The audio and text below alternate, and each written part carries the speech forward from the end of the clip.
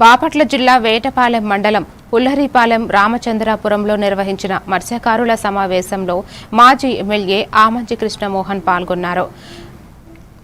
వాంపిక్ project కోసం ఇచ్చిన భూములు ఇప్పటికీ అభివృద్ధి చెందలేదని, నిమ్మగడ్డ ఫౌండేషన్పై సిబిఐ విచారణ కొనసాగుతోందన్నారు. మత్స్యకారుల భూములను తిరిగి వారికి అప్పగించేలా ప్రభుత్వం దృష్టికి సమస్యను తీసుకువెళ్తానని హామీ ఇచ్చారు. బాధితుల కోసం ప్రత్యేక కమిటీ ఏర్పాటు చేసి అన్ని పార్టీల సహకారంతో పోరాటం కొనసాగిస్తామని తెలిపారు. నాకు దీని మీద కన్సర్న్ అంటే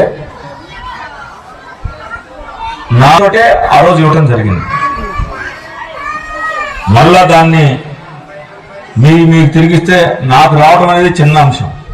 నాకు వస్తాయి 50 ఎకరాలు 30 ఎకరాలు పెద్ద విషయం కాదు. నేను ఎలా బతుకుతాను అది చేయాలి. ఇందులో నాకు వేరే రాజకీయపరమైనటువంటి ఆలోచన కానీ వ్యక్తిగతమైనటువంటి ఇది కానీ లేదు. మీరు కూడా మీ గ్రామాల్లో ఇదే మళ్ళా గ్రామాల వారిగా చర్చించుకొని ఒక కమిటీ వేస్తే మనం వారమో 10 రోజులు 15 రోజులు కార్యాచరణ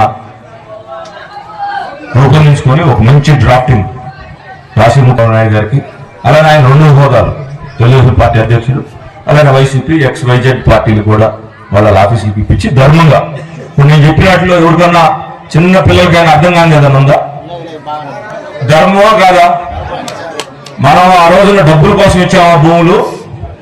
మనం పెద్ద అభివృద్ధి వస్తే 100 రెట్లు బాగుపడతామని ఇచ్చామా?